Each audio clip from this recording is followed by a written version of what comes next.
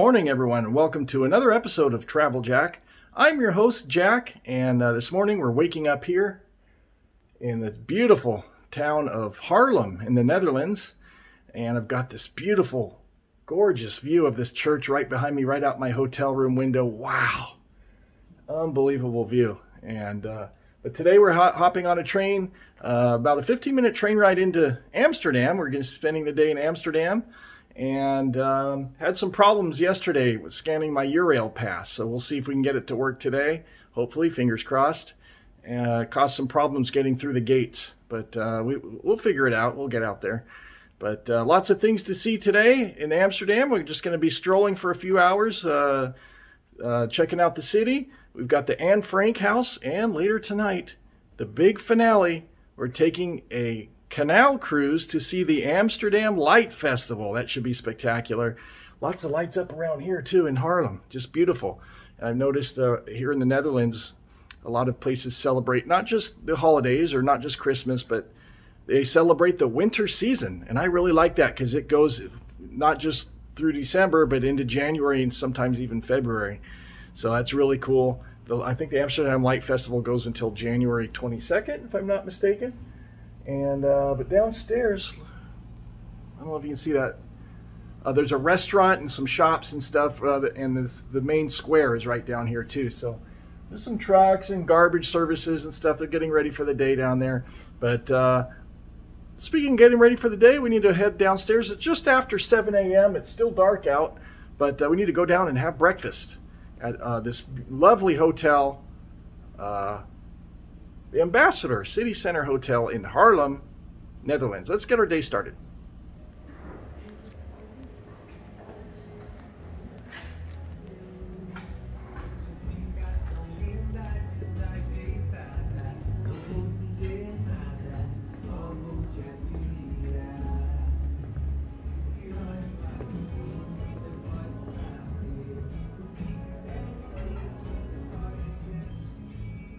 This is a really neat restaurant, interesting decor. It's called The Governor. Hello, Governor. Oh, wrong country, sorry. Anyway, they got a nice buffet set up over here. I can grab a couple of plates and grab a table anywhere, I guess, around here. But breakfast was not included at this hotel, and I want to say it was 16 euros, 17 euros, something like that. But a little bit expensive. But it's convenient. It's the most important thing. I don't mind paying a little bit more, and I don't have to worry about getting out and finding breakfast somewhere. It's quick buffet style. So anyway, let's go grab some breakfast. Right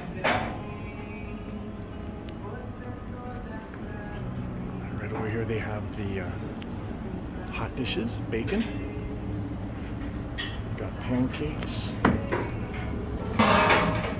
white bean sauce. White beans and tomato sauce, that's interesting. Scrambled eggs here. Beautiful. I'll be having some of those. Ooh, chicken sausage. Vegetarian rice with vegetables. And come over here.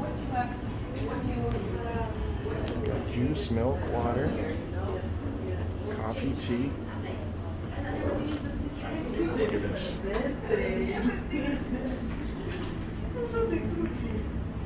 Cheeses, breads, rolls. Ooh, little donuts.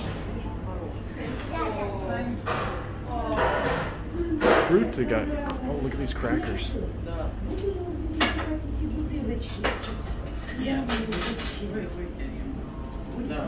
It's probably yogurt.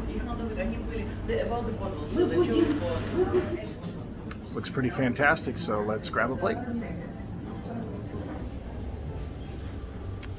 Alright, this is a really nice setup here at the table here. But we have got a combination of different things. A couple slices of cheese. I'm not sure what kind it is. That might be cheddar, and I don't know. It looks fresh though anyway. And some cold meats. I think that's salami and ham maybe. We've got chicken sausage, scrambled eggs, bacon, and a donut too. So check this out right here at the Governor.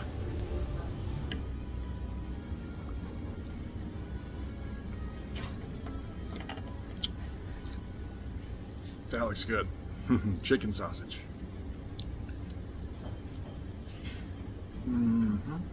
That's very good.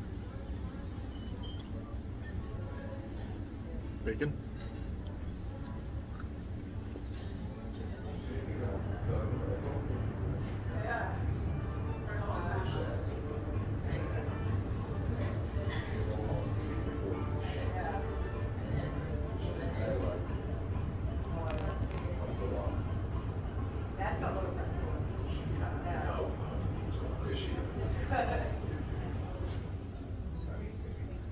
Hello, Governor.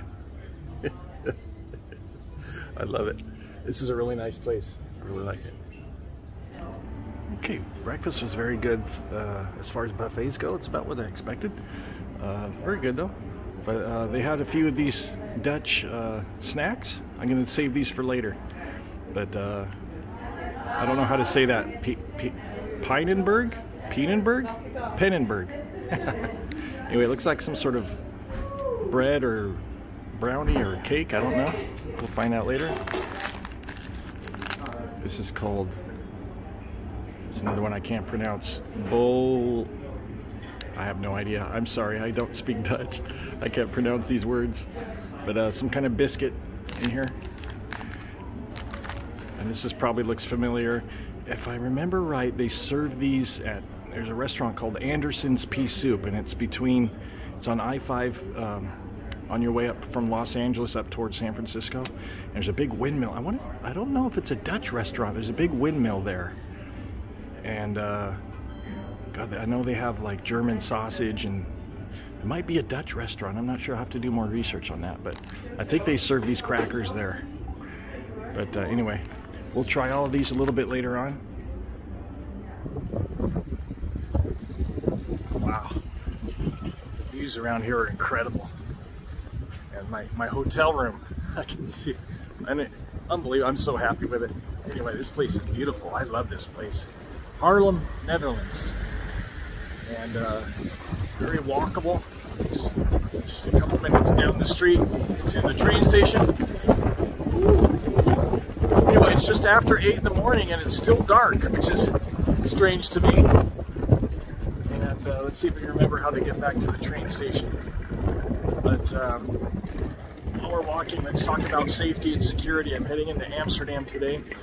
Now, Europe is not known, you don't have to worry as much about being shot or beat up or mugged, things like that. But there's a lot of pickpocket crimes and theft and things like that. So as I'm walking, I'll kind of explain. There's nothing in my outer pockets. Everything is zipped up on my inner pockets inside my jacket. I have a second sweater because, as you can tell, it's very windy and cold, and it's supposed to get more rain today too. So I'm bundled up, hopefully nice and warm. But so my inside pockets is where I have all of my stuff. I'm traveling light today as well, and so I just have my cell phone. I'm filming today on my cell phone. I've got my charger in my inside pocket. I'm carrying my guidebook and my tickets and things here. And that's pretty much it. I'm wearing a money belt too. Inside my money belt is my passport, extra credit cards, in case I lose the one that's in my wallet, or if my wallet gets lost or stolen. I've got backup credit cards. My passport's in my money belt. So everything's zipped away underneath my clothes. Nothing's in my outside pockets. So if someone tries to pickpocket me, they probably will be unsuccessful. At least that's the plan. So you got to go into things prepared for what you might encounter.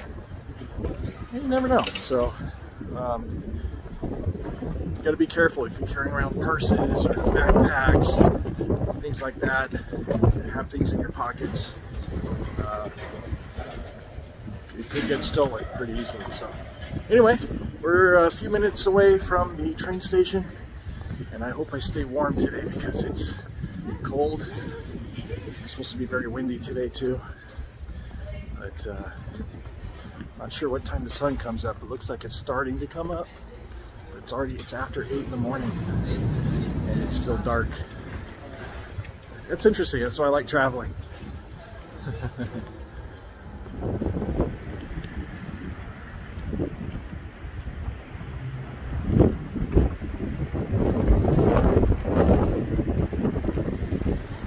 This is just something interesting that I've never seen before, but the stairs go down. I guess it goes into the train station, but everyone brings their bicycles. And here in the Netherlands, there's more bicycles than people.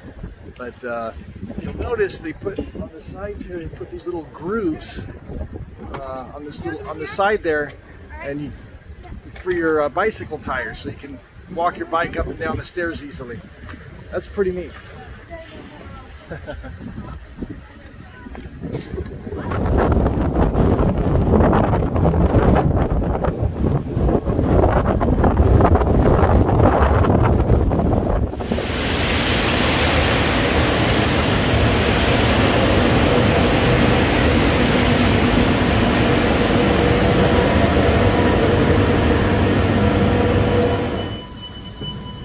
The dreaded travel gates. I'm wondering if it didn't work yesterday, because when I was at the airport and I got on the train, they got these little posts where you're supposed to scan in, but it didn't work when I tried to scan in, so I just walked through, and maybe that's why I wasn't able to scan out of the stations after that, but I'm not sure. But when I went back onto another train and I tried to scan in, it didn't work either. But anyway, let's see if it works today.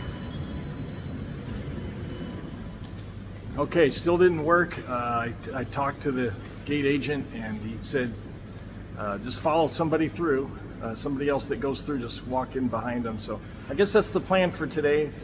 That's what they've told me every time. As long as I have my valid ticket on my phone, I should be good to go if they want to inspect my ticket. But he said they're having problems with their system, so apparently it's not just me, but the URL codes, I guess, aren't scanning there for some reason. But anyway, not a problem. We're gonna get through to Amsterdam. Let's get on the train.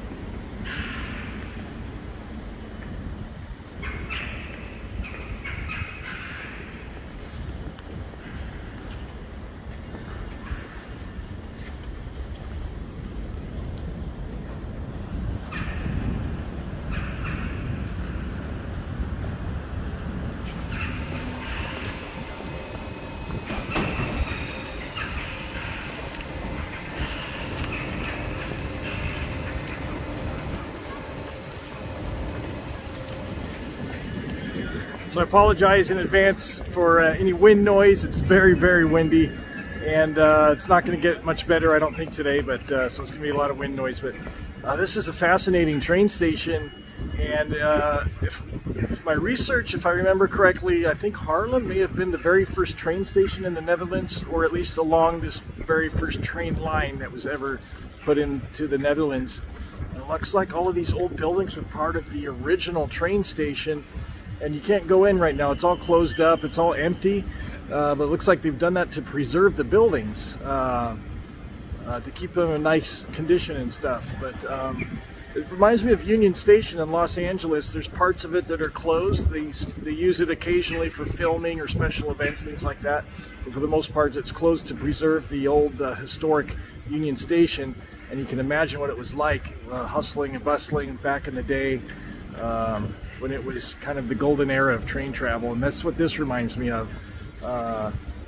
Imagining the very first train line and everybody taking the trains and these buildings full of people and selling tickets and waiting rooms and stuff. It's a shame we can't go in there, but fascinating. Also, I mentioned it in the last video, this is actually a filming location. I can't remember off the top of my head what movie it was. I think it's one of the Oceans movies, Oceans 11 or Oceans 12. One of those movies, but they filmed scenes right here in Haarlem in the Netherlands. Can you believe that? So Really fascinating historic train station here. So anyway, we're waiting on our train. It's going to be coming up in about 8 minutes, and this goes direct to Amsterdam. Here comes that wind again. Anyway, let's get on board.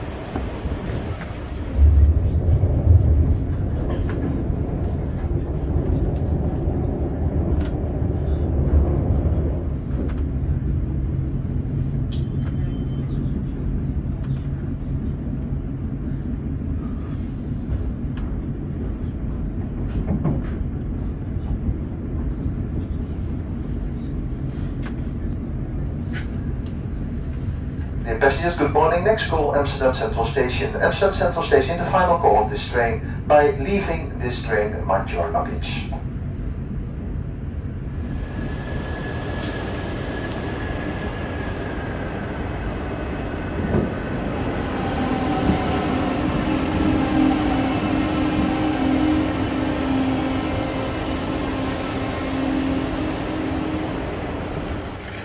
Okay, once again, my thing isn't scanning, so they let me through. But we need to find a ticket machine. We're going to buy a day pass for all the trams around Amsterdam. Spoor 5B. Herhaling, de Intercity naar Utrecht Centraal. Okay, so I use this machine right here and bought my day pass for it covers all the buses, metro, trams. I think there's a subway too here. Trams, I think, are the best way to get around, but here it is. It's called the GVB 24-hour day pass, one-day pass. It's €9, so that'll get us around for the day until we need to get back to Haarlem on the train. So pretty cool. Anyway, I think there's another lounge around here at the Amsterdam Centraal train station, just like the one we went to at the airport. So let's see if we can find that and check that out.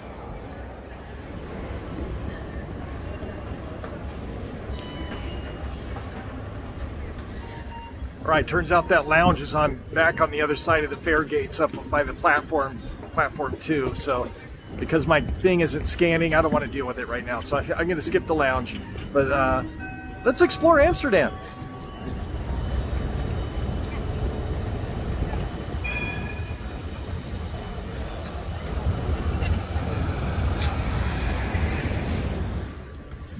Wow, unbelievable. Here we are at the Amsterdam Centraal station. And wow, we're going to be doing, it's called the Amsterdam City Walk. It's in this book, the Rick Steves Best of Europe guidebook. And so we'll be walking for a few hours, exploring the city and some sights and some shops and restaurants and all kinds of stuff. So let's have a look around here at Amsterdam in the Netherlands.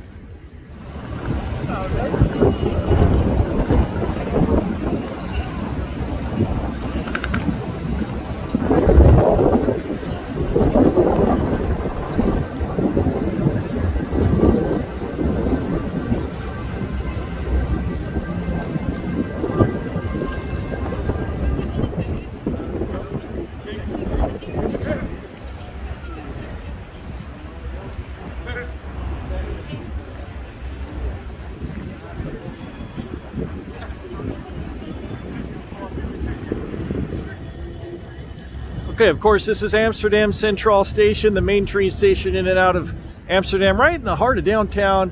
And right on the other side of this station, there's it's called the I, spelled I-J, the I. And that's where there's boats and things that ships can come in, and has access to the open sea right on the other side of this station. So let's walk through and see if we can get over there and have a look.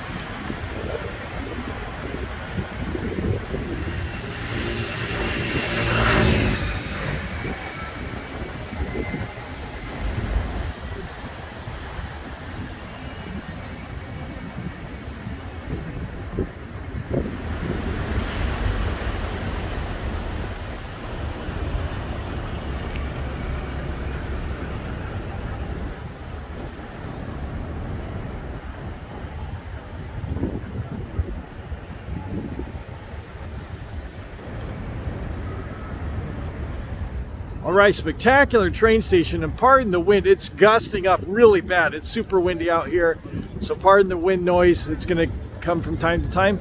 But anyway, we got this spectacular train station right behind me, and on the opposite side, straight ahead, is the dam rack. That's the kind of the main street that goes up into the downtown Amsterdam.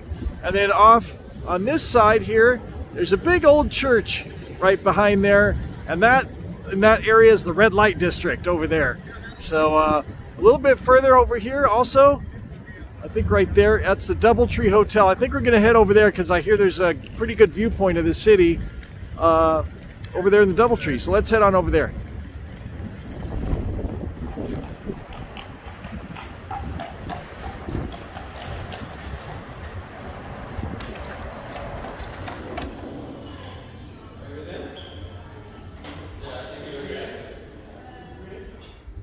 Okay, the Sky Lounge is up on the 11th floor here at the Doubletree, but unfortunately it's not quite open yet. Opens at 11 o'clock, and so I don't want to sit around and wait, so instead we're going to head back out, go back towards Centraal Station and head up Dam Rack and see what else there is around the city of Amsterdam. Let's go check it out.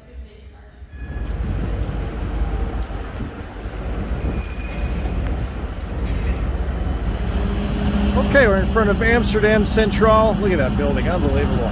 Over on this side, there's the new part of town. Somewhere over there is the Anne Frank house.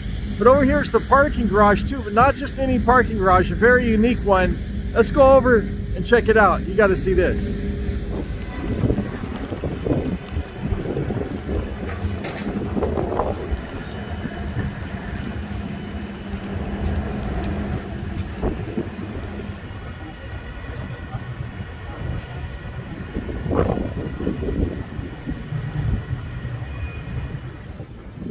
All right, parking. Check this out.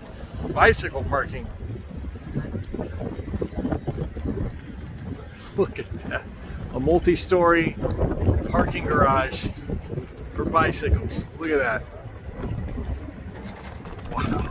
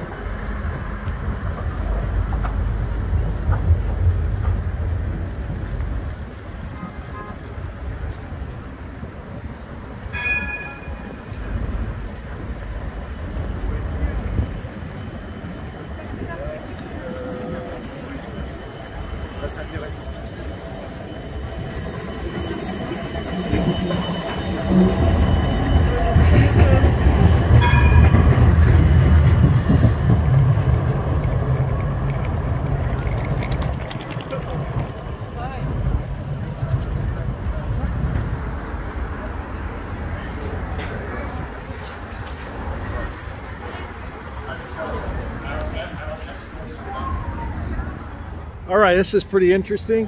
The Sex Museum. As much as I'd like to go in there, I can't film it anyway. I can't put that on YouTube, so I'm probably gonna pass it up, but pretty interesting. Okay, here we are at a, what do they call it, frite? Is that how you say it? They're French fries, basically, and these are a local snack that they like here in Amsterdam, and they don't use ketchup as much as mayonnaise. They like mayonnaise to dip their fries in. It's a European thing. So anyway, why don't we give it a try here?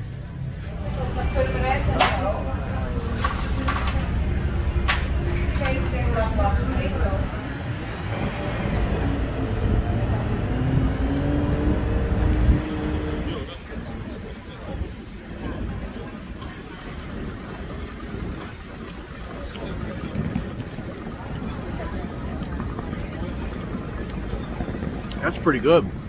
It's not just mayonnaise. It's definitely like a seasoned mayonnaise. It is a little bit sweeter. Look at the size of these fries. Wow. Unbelievable. Very good. They're so thick.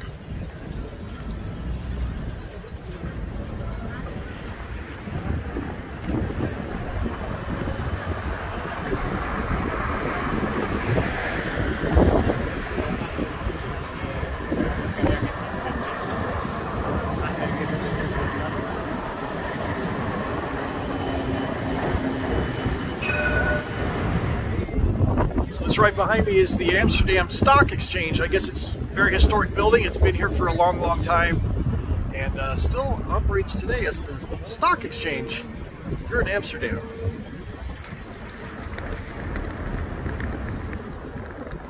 I feel like I'm in a Mary Poppins movie right now. Feed the birds, toppins a bag, toppins. Toppings. Anyway, here we are in Dam Square, and lots of stuff is all around here. Madame Tussauds, there's department stores, there's shopping streets right around here. This is kind of the center of Amsterdam where it all started, and the Damrak, the street we just walked down, used to be a canal, and they built a dam right here. They called it the Amsterdam, Amsterdam. That's how it all started. And here we are now in a thriving, bustling, big city. And right here they stage protests, and back in the day they had executions right here too. But a lot of history right here in this square, Dam Square. Madame Tussauds right there. That's if you don't know what that is, it's a wax museum. They have these all over the world, but what a location. Wow.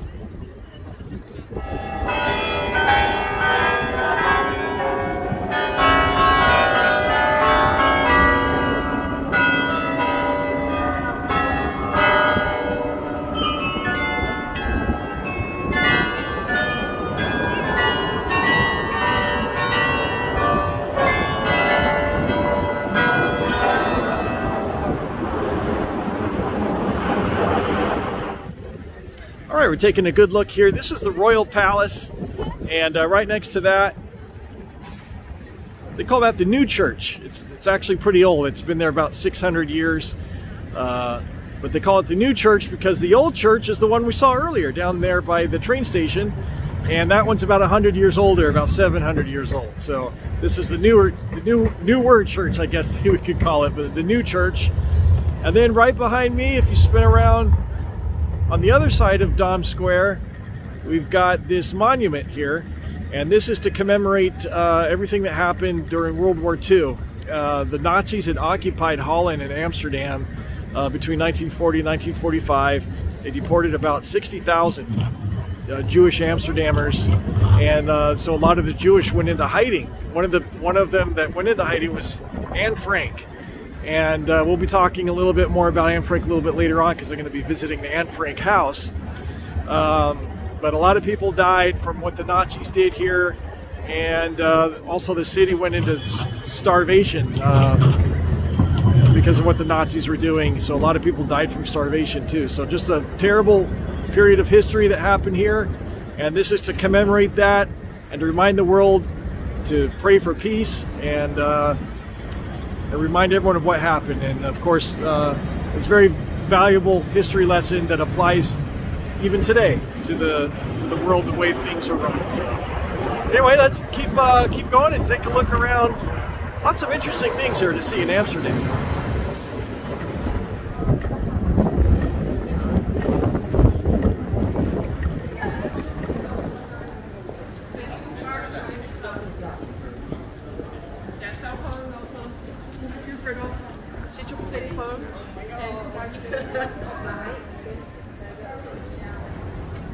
All right, this is called the Hidden Church, and this is interesting. A little bit of history here.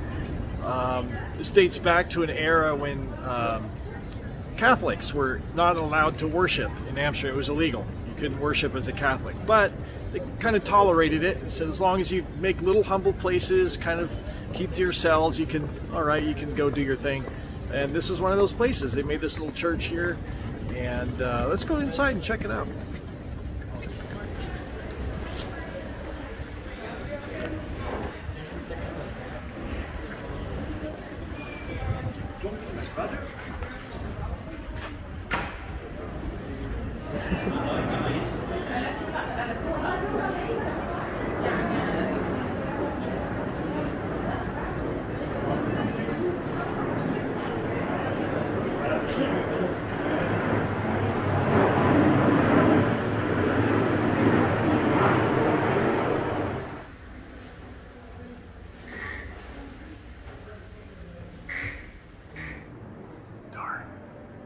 This sign says no cameras inside.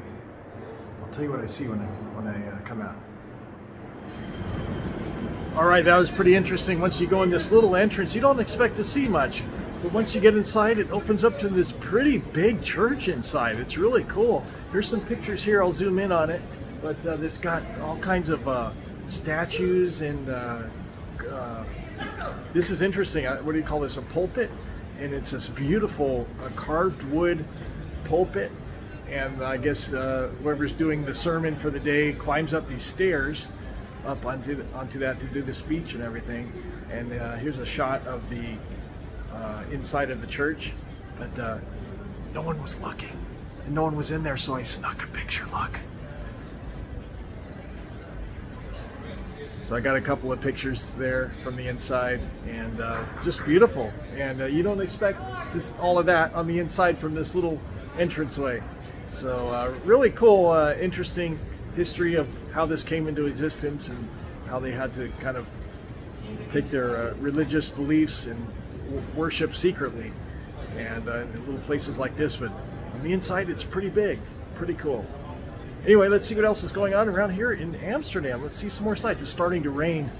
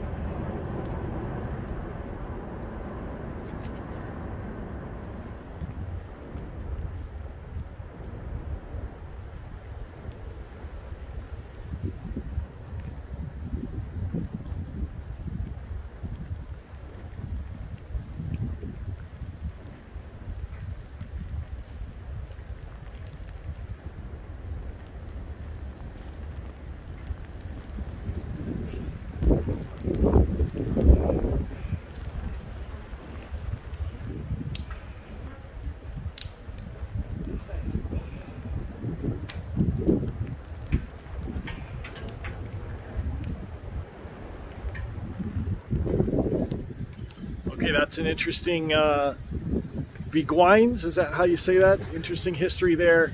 And a little residential area that's still active to this day. That's pretty interesting. I'm not very knowledgeable about that stuff, but I took a shot of a lot of information about it, and you can read that in the video if you'd like to learn more about it. Woo! Oh!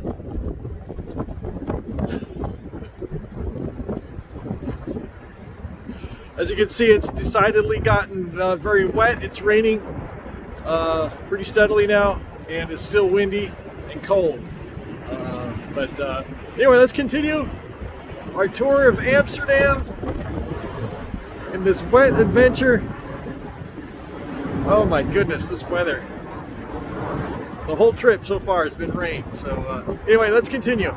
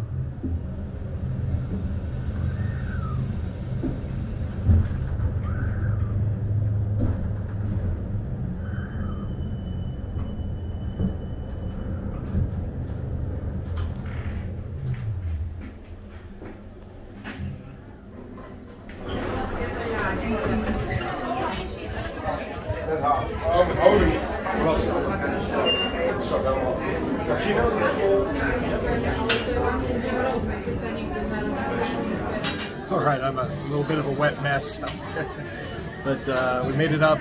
This nice mall, and that was an interesting elevator. It's a slanted elevator. Comes up to one of the rare views of the panoramic Amsterdam views. Look at this view behind me. Wow.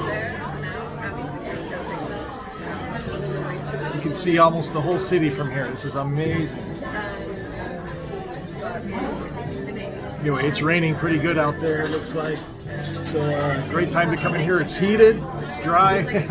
We're gonna have a little snack here. I was planning on having a full lunch here at the Blue Amsterdam restaurant, it's called, in this shopping mall. But I had those fries earlier, and those filled me up. So I think I'm just gonna have coffee and a dessert or a snack. And looks like they have a Dutch apple pie, best in town, it says. So I think I'll give that a try, and a latte macchiato. So let's check that out.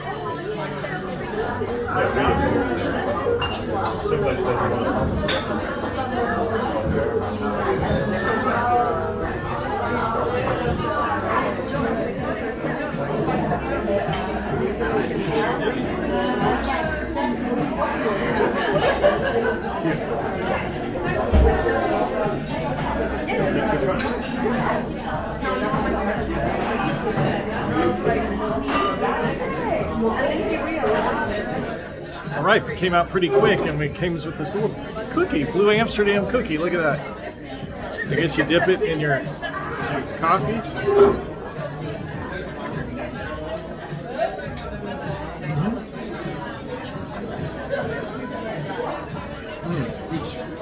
That's really good.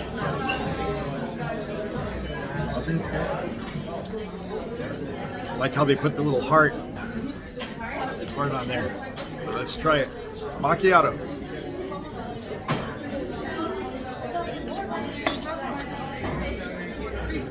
It's pretty good. Very good.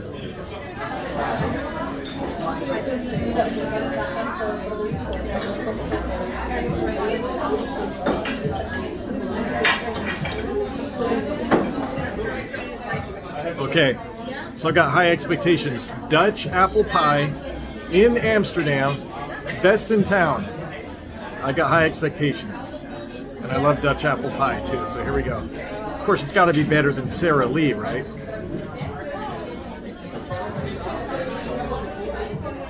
I just dropped it on myself.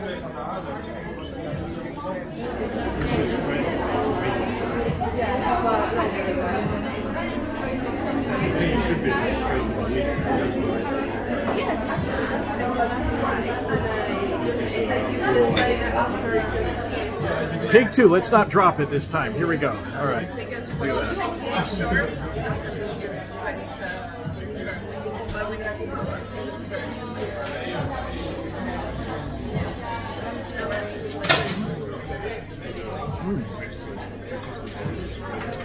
That's excellent.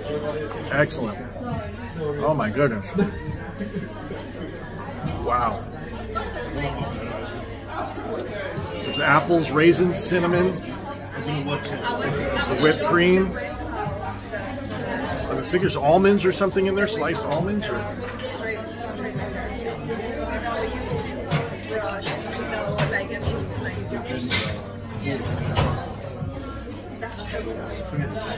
Best in town? I don't know. I'd have to eat a whole lot of Dutch apple pie, but it'd be hard to beat, though. I'll tell you that. Very good. Delicious.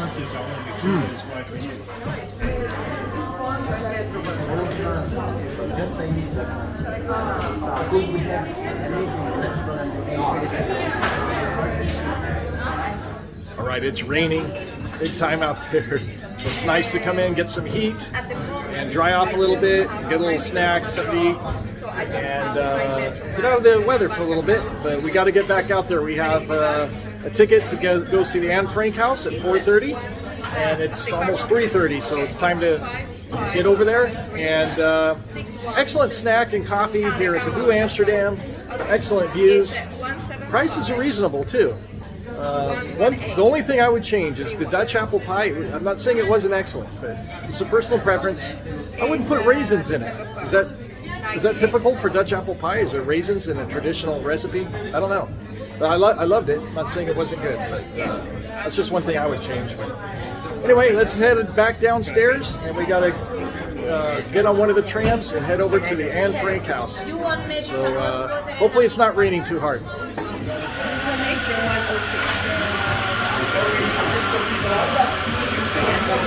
I can bring you up.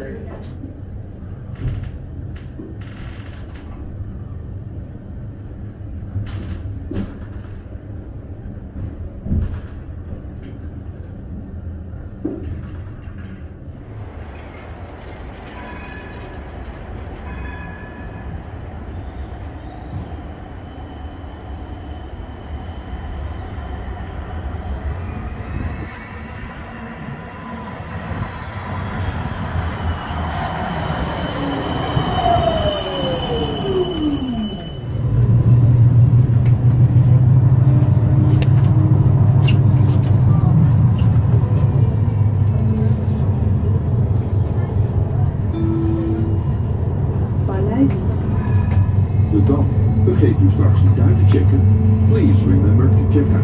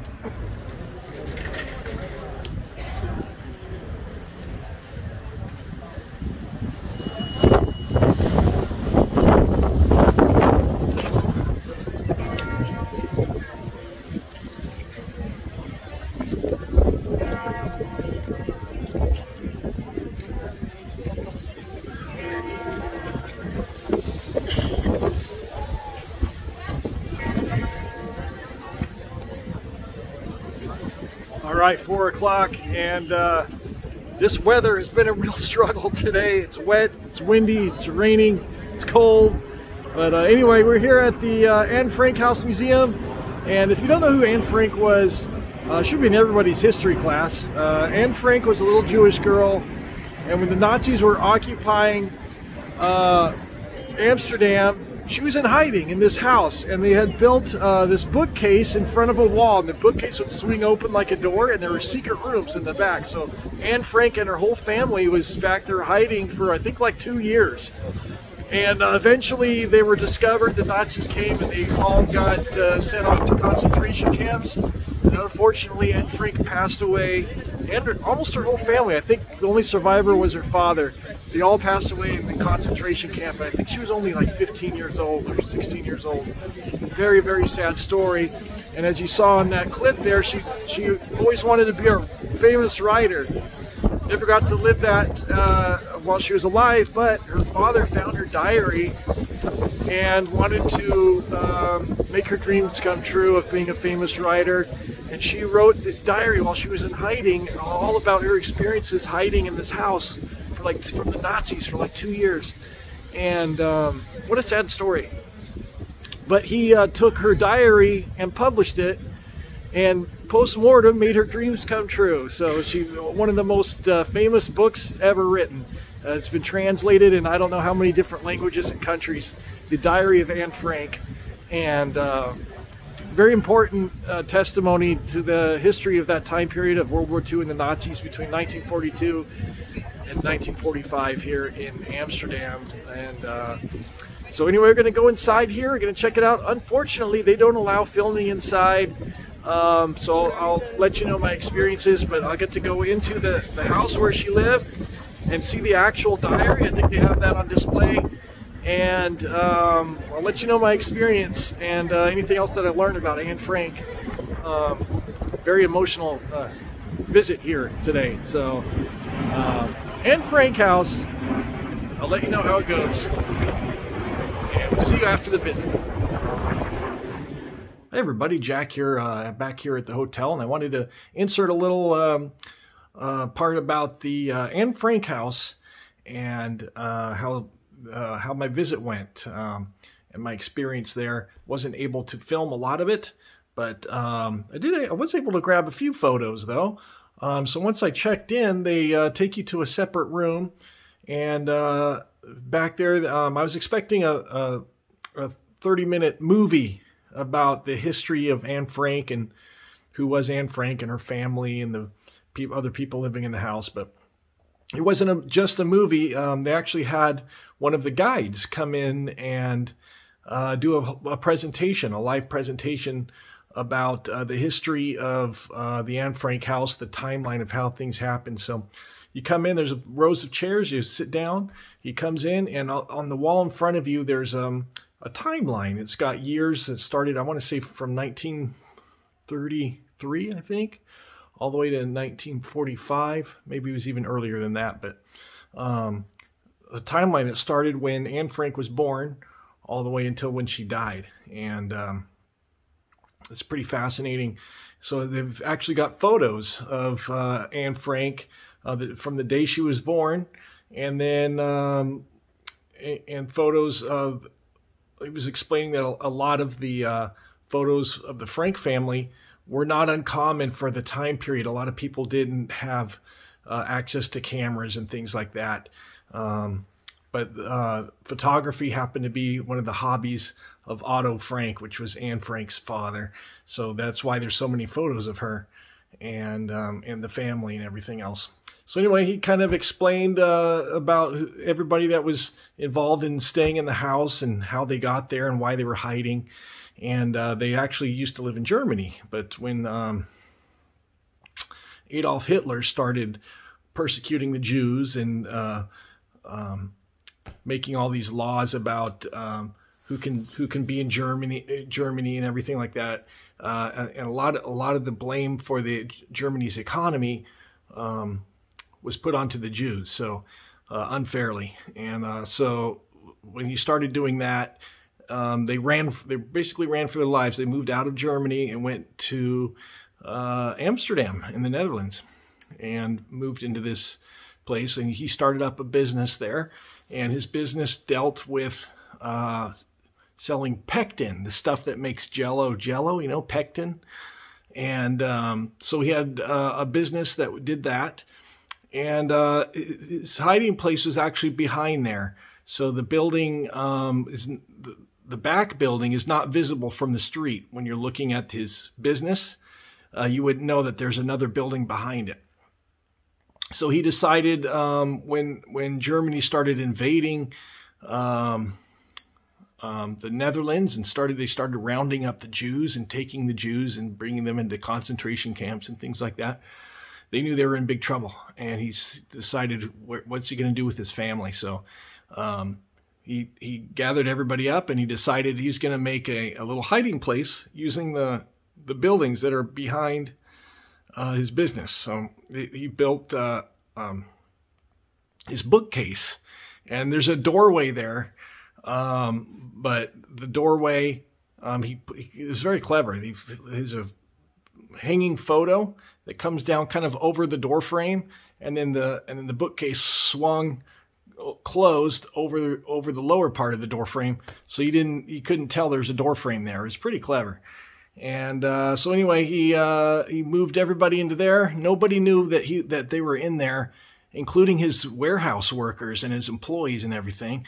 Only a few people knew that they were back there, and they were back there for 2 years. And people had to really go to great lengths to make sure they were taken care of and getting food, and they had to be very, very quiet during the day, during business hours, because they couldn't let anybody know that they were in there, because even if they made any noise at all, even if their own employees heard, you didn't know who was going to turn them in to the Germans, you know, and let them know, hey, there's people hiding in there. So they couldn't even let their own people at their business know about that. So they stayed in there for a couple years until eventually they were discovered. They don't know how they were discovered. And the Germans came and went in there and arrested everybody and sent them all to concentration camps. I think there were 8 people.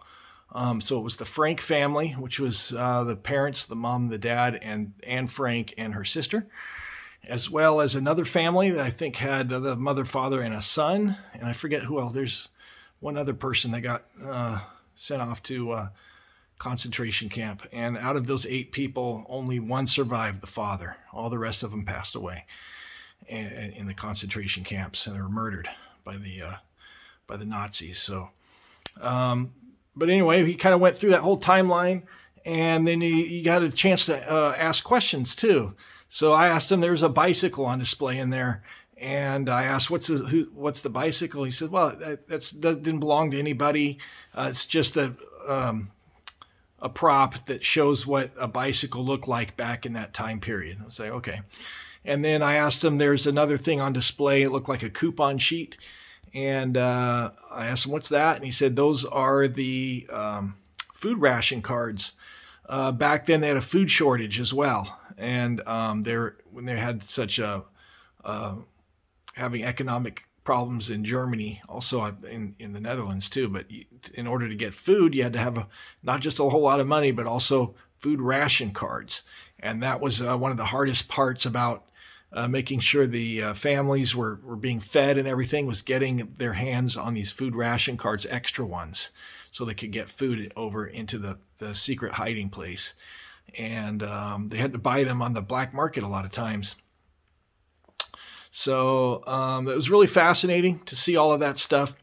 So after the presentation, they said, you can take photos in here.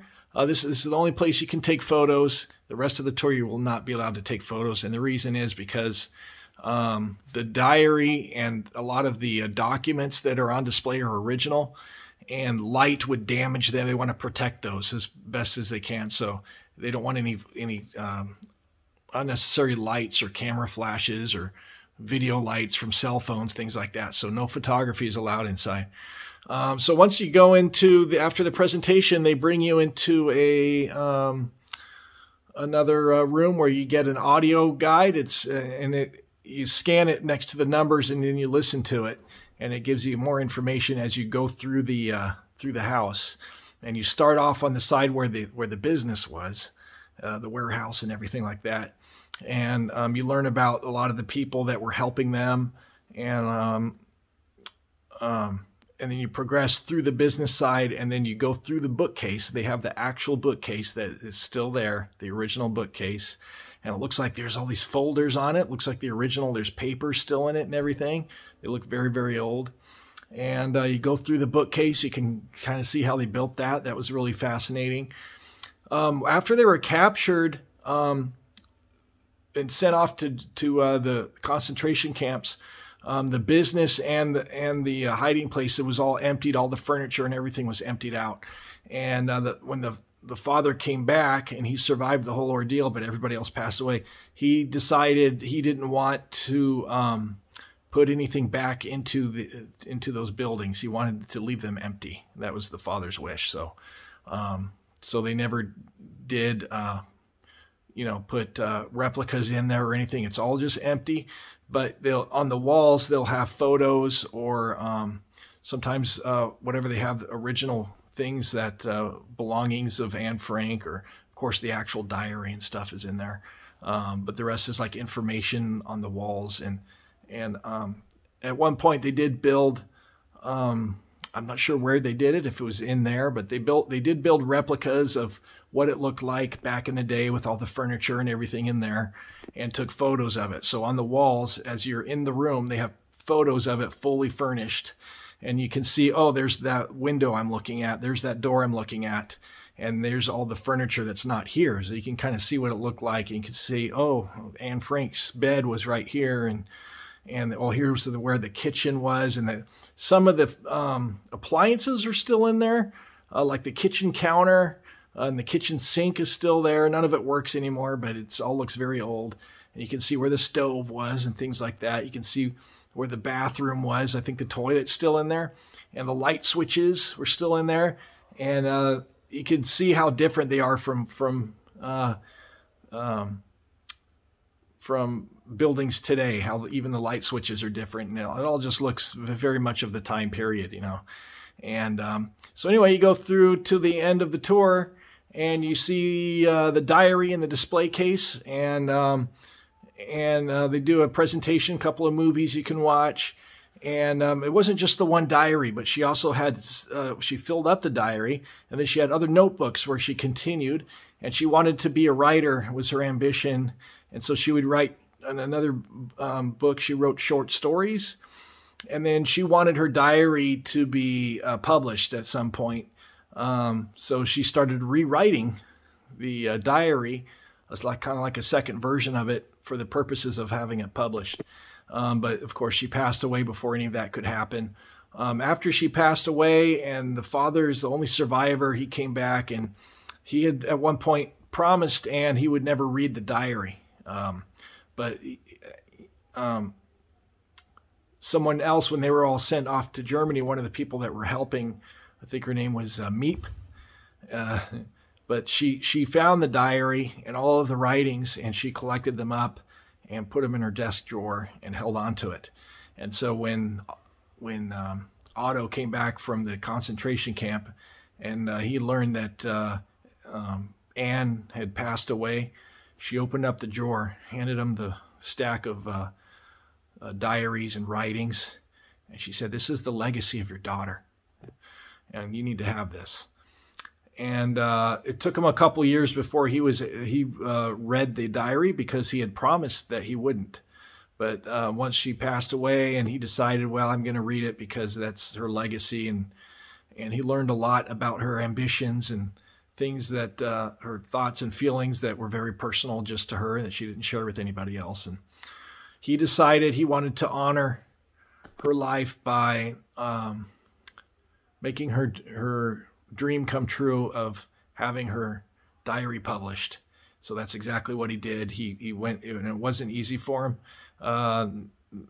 He had a hard time finding a publisher that would do it at first.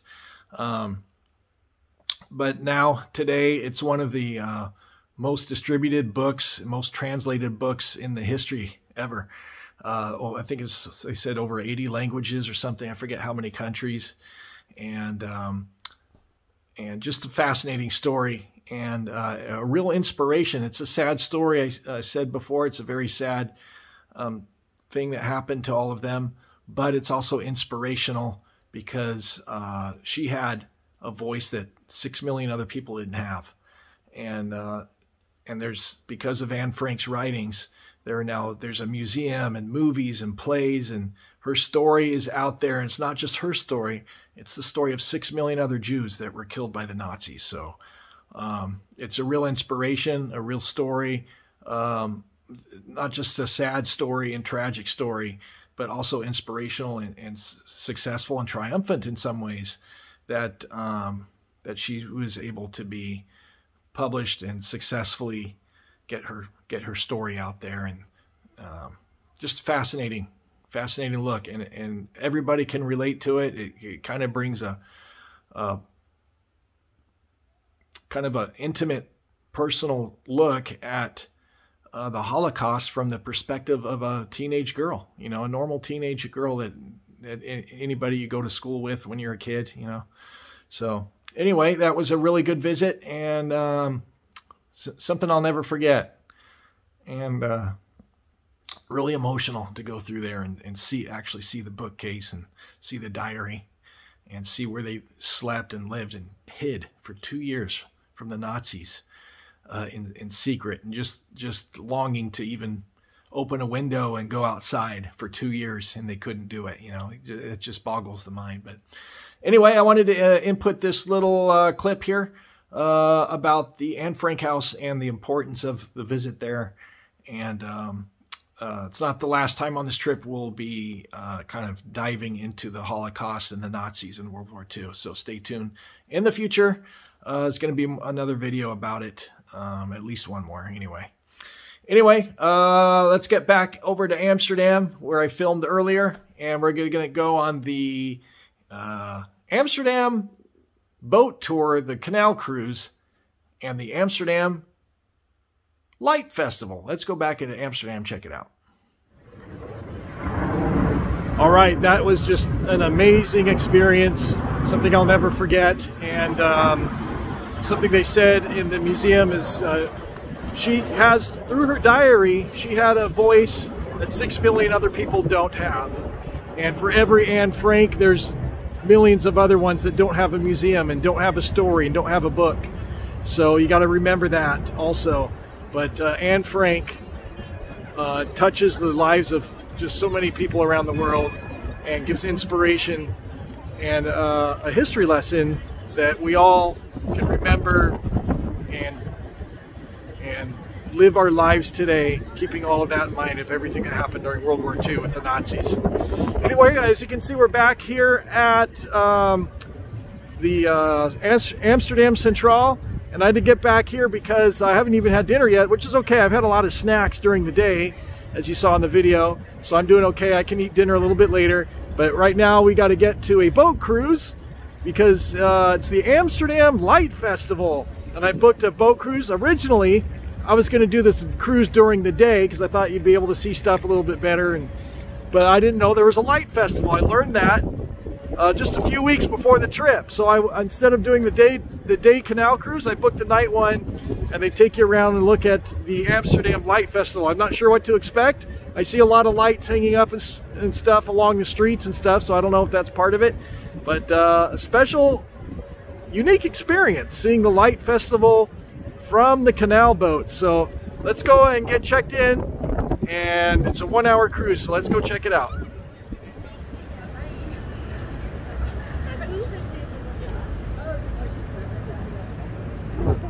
All right, looks all locked up right now, but I am a bit early. It's about 20 more minutes until the boat leaves, so maybe the skipper, the captain, what do you call him? But he probably unlocks the gate and everything when the boat comes back. They're probably out on a tour right now.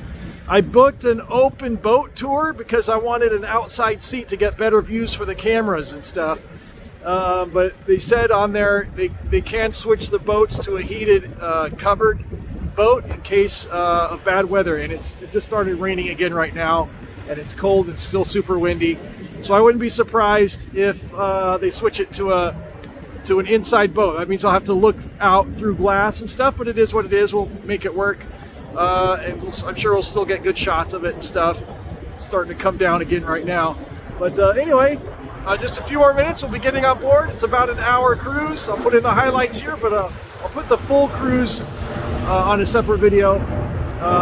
So enjoy the Amsterdam Canal Cruise and the Amsterdam Light Festival right here.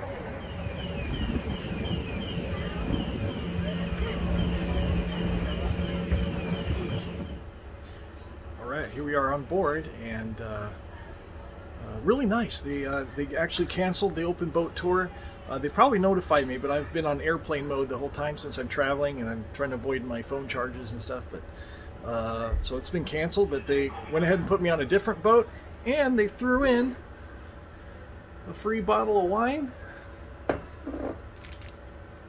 and a free protein bar. So that's very, very nice of them to do that and put me on a different cruise. So we're going to still have the same cruise. It's just going to be through these windows, these wet windows. It's going to be hard to get good camera shots that way, but it is what it is, dealing with the weather.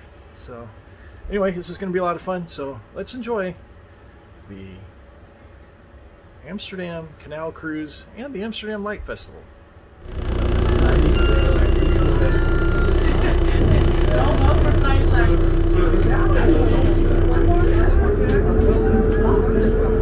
Welcome to the Amsterdam Light Festival. I'm Tom, and they've asked me to help your mind run wild today. Not the boat, because its top speed is just 6 kilometers per hour. But you, or better yet, your imagination. Because that's what this 11th edition of the Amsterdam Light Festival is all about. Imagine Beyond is the title.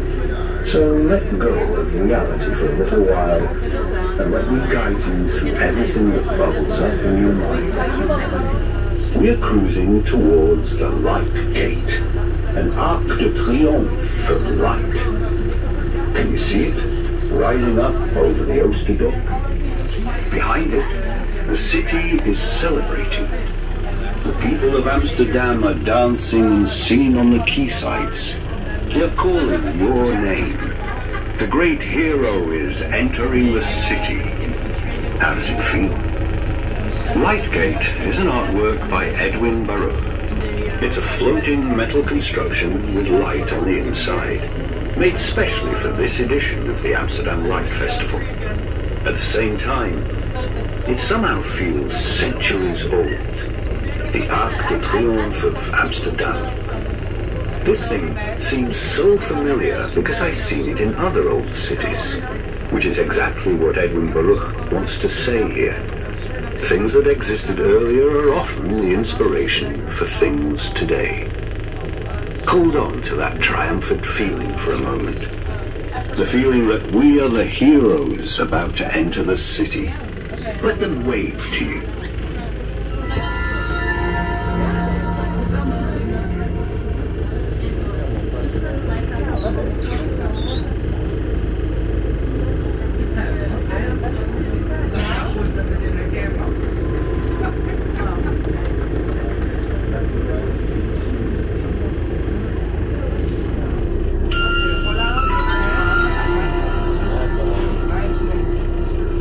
I'll read a little more from my new collection of poems, A Pre-Printed Life. It hasn't been published yet, but I'm sure it will be soon. The poem is called Box Filler. A postal code fits in 6 boxes. My telephone number in 10. If I have 280 of them, then it'll be a tweet. Now I get 8 for imagine, plus exclamation mark. But with 9, I'd be beat. 8 little boxes for 8 characters. That's the possibility provided by Tube Display. It's a work by Lambert Counts. Words of 8 letters merge from one to the other. A bit like the numbers on a clock radio. But here, we have pneumatically driven light tubes.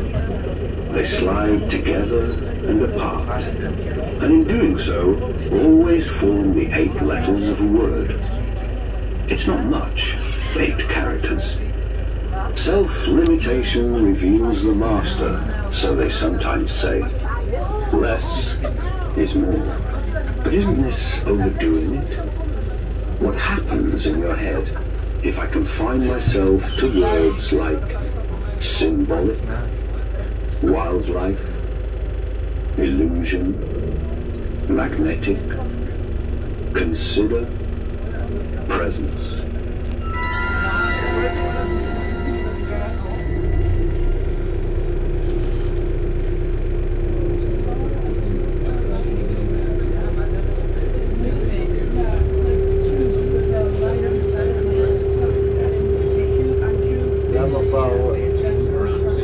So this is a nice one, and then we'll use your imagination.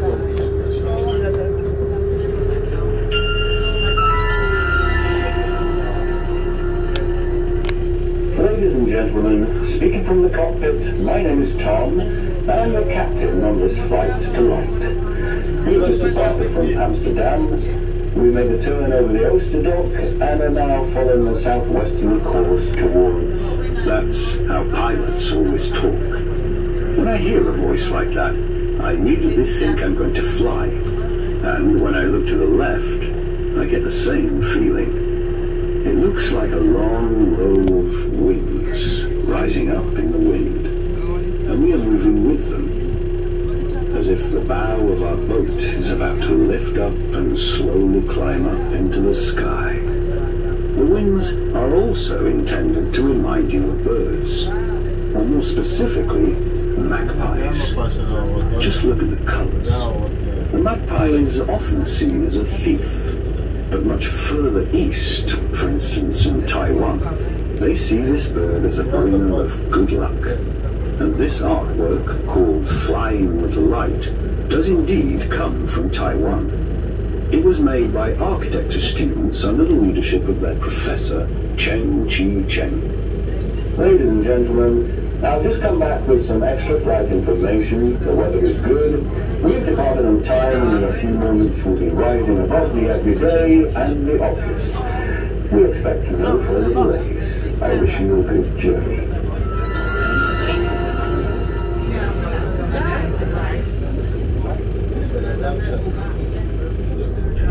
Imagine that you had a pen in your hands with which you could draw things into the world around you. Then you would look to the right here and draw a few more floors on top of the canal houses. Or to the left, you draw trees on the houseboats, or a cow in an excursion boat. We are heading towards the Magere Brug, or Skinny Bridge, and actually, drawing in the space is exactly what Peter Fink has done with this bridge. Not with a pen, but with light. Look at those lines of white light. Peter draws new lines through those that already exist. The lines of the bridge, but also of the Amstel locks that lie beyond. It makes the bridge much bigger. Perhaps it even seems as if he completes the bridge. And that's the feeling it gives me, anyway, when all those diagonal lines come together. It's funny, because actually, you draw on a flat surface. On paper, on a screen. Peter draws on a flat surface with his lines of light, too. It seems three-dimensional because of those diagonal lines. These create a sense of depth. But it's an illusion. Once we've passed under the bridge, you can see that the lines of light continue on the locks situated behind. The lockkeeper's hut is located in the middle of these locks, and can only be reached by boat. Dream big, sleep tiny, it says on the sign by the door. Dream big is certainly what Peter Fink has done.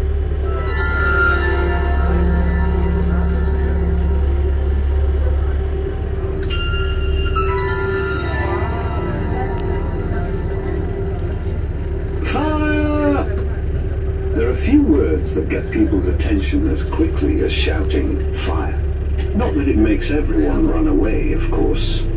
I heard that if there's a big fire somewhere, animals run away from it and people run towards it. Fire attracts us. We're naturally curious. Just like you. You sit calmly while the flames shoot high into the sky here on the water. To the left, just before the Amsterdam Hotel. It's a fake fire, I do realize this. Bamboo poles rise up into the air. Bamboo wound around with aluminium tape. That's all it is. And bamboo poles become a sea of fire. You can see the sparks dancing up high into the sky. I immediately feel my body telling me to be careful, don't get too close, don't take any risks. And at the same time, it attracts me. Also, because fire is destructive, and this destruction always leads to a new beginning. Fire makes sand into glass, and dough into bread. Fire burns down forests, but in the process makes the soil fertile. Fire changes everything, and you can run away from this, be a chicken or a scaredy cat, but you can also move towards it and embrace the new beginning. Maybe that's why this artwork by Fendel and de Wolf is called Sign, a sign of a new beginning, a starting shot. So abandon yourself to the experience and gaze at the fire of change.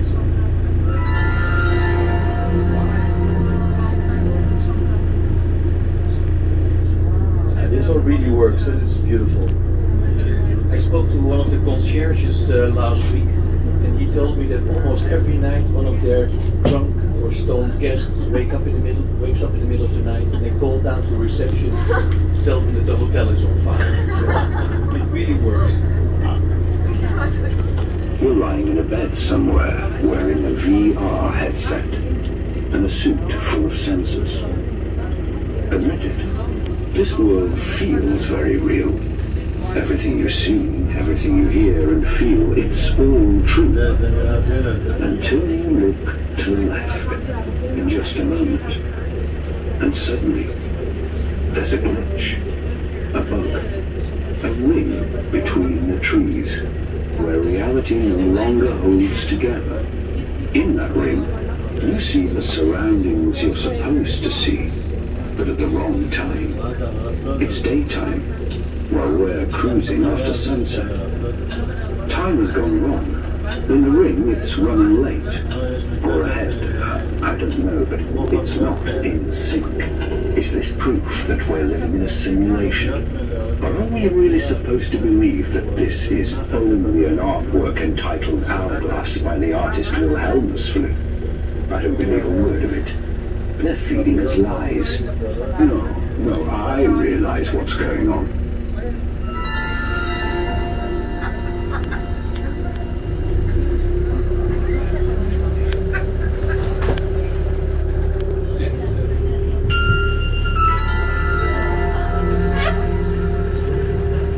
Just like rushes sway in the wind, so here, little white balls are waving back and forth on wires. You probably need to look behind you for a moment, to the right of the boat. Strands that form part of some alien life form. That's how it looks. As if something from Mars has landed here on Earth. We can't really tell what this something is doing, what it's thinking, or whether it thinks at all. It's waving. That's all we can say about it. It seems to live off the air, and it's peaceful, for the time being at least. Particle Matters, that's its name, created by the American artist Jason Krugman.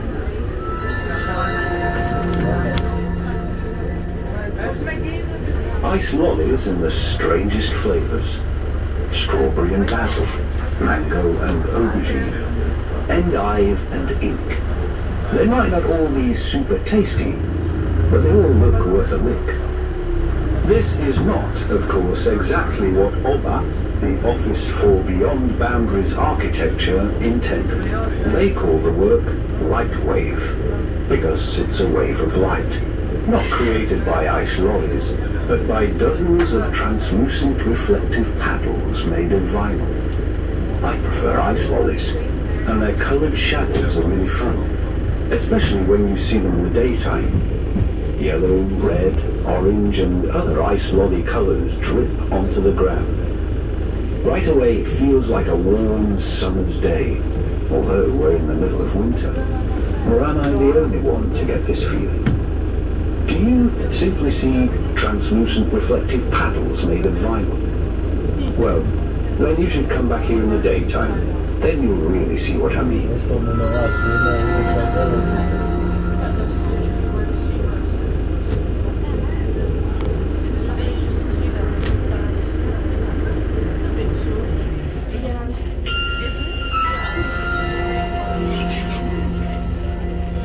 If you happen to see a lion on your left, or a tiger, then don't worry. We're cruising past Artist Zoo. But today, I prefer to watch monkeys on the other side. Do you see the apartments on the right? People live there, each with their own life in which they themselves form the centre.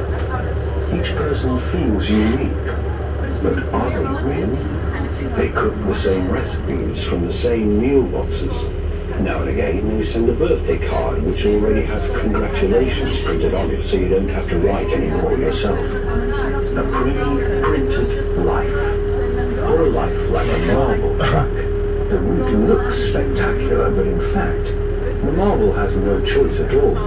So it's really funny that Tjapma van Haarlem, Jasper van Roden and Olaf van Eyerhausen have created a huge marble track here, just in front of those apartments, with luminous marbles that kind of emanate. Look at me, see what I'm doing here. Obviously unaware that the next marble will follow exactly the same course. What would happen if one marble would suddenly leave the standard track and begin an unpredictable adventure?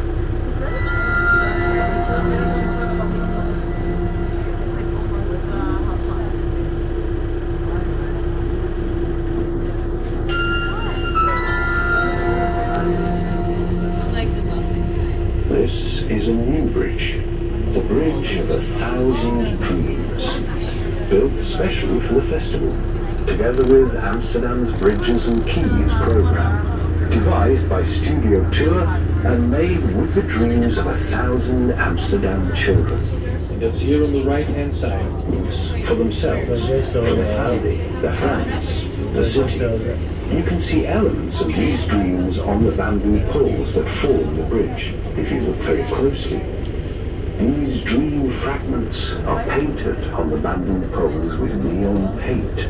And so this structure is not only a bridge between two quays, but also a bridge between reality and a dream, between now and the future, between having a wish and seeing it fulfilled.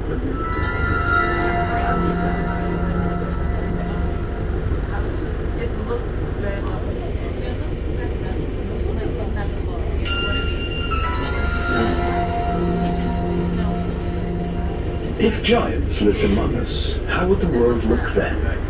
Would colossal houses stand between very small ones? And would there also be giant pets that would make our lives really dangerous?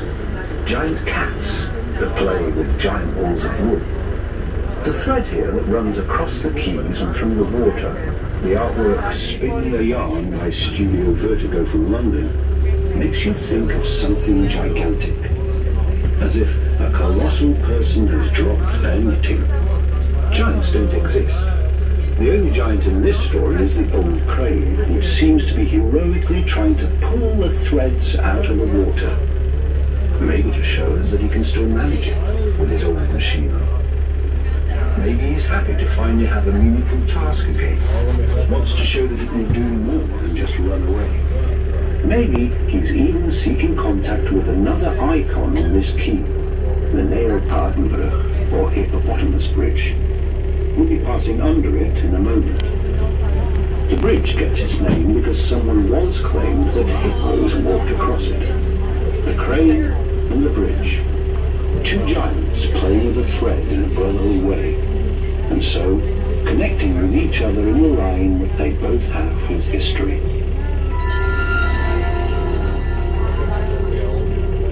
We can't breathe, but they have no problems. Where you can move over someone without having to jump. Where you can never take a shower because you're already underwater.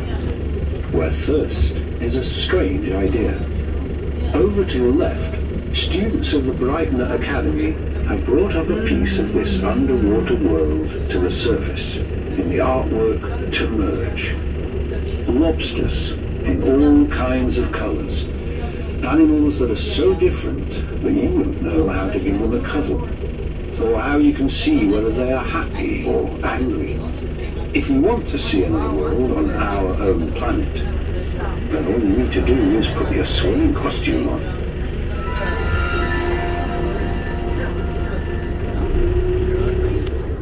This building was built in the 17th century, in the Golden Age, and this was the warehouse for the biggest company that ever existed in the world. And that was the United East India Company.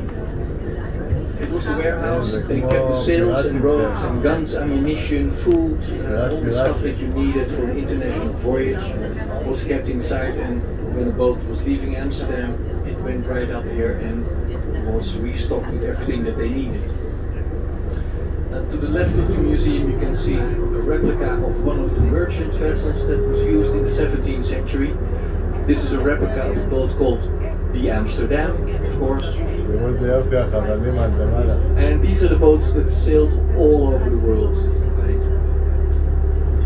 Robbing, stealing, plundering, and it made us a fortune. In the 17th century, Amsterdam was the most important city in the world. It was the third biggest city in the world after London and Paris. But we were the richest city in the world. The Netherlands are still a very rich country, one of the richest countries in the world. Although a lot of people are complaining nowadays, I still think it's the best place to live.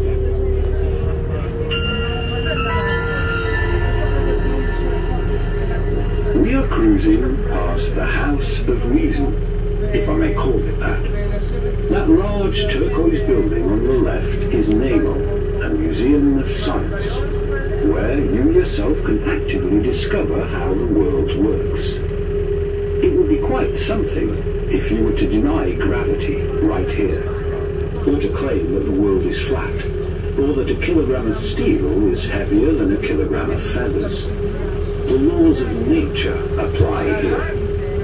I have to hand in my own poetic license. Proof is the only thing that counts here. And so, what an artist duo has dreamed up here, you have to call an act of rebellion.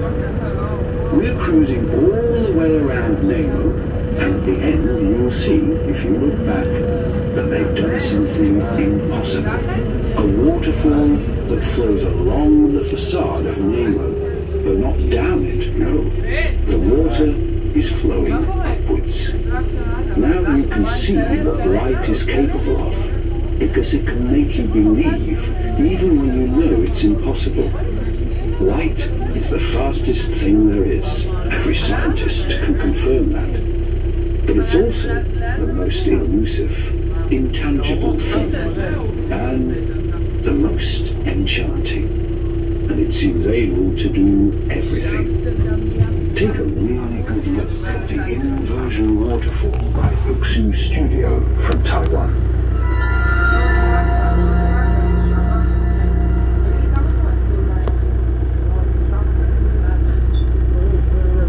This is a nice one, eh? It's a finale for this year's Light Festival. This is the last work of art that we're going to see today.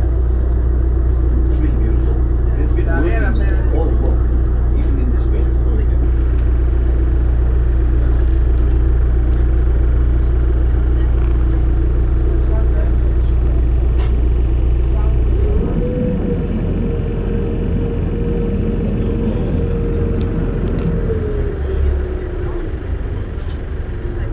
You were a fantastic audience, and I hope to see you somewhere else, somewhere, sometime, and have a great evening. Thank you.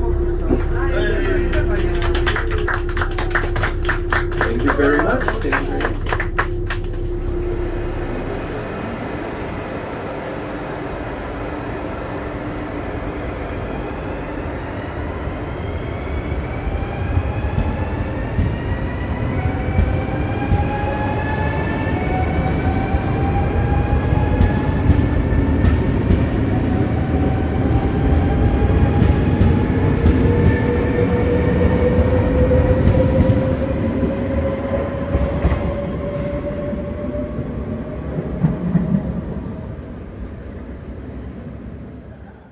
Hey everybody, me again, and we came back to the hotel. That was a fantastic boat cruise. The open boat was canceled, but I showed you on the video, they took care of me. They put me on a different boat that was covered and heated, and which is a good call because it started, you saw it started raining off and on again, pretty heavily at times. It was very windy. And it was so windy, it actually even destroyed some of the art installations. At least one, maybe two, I think two actually, weren't working correctly.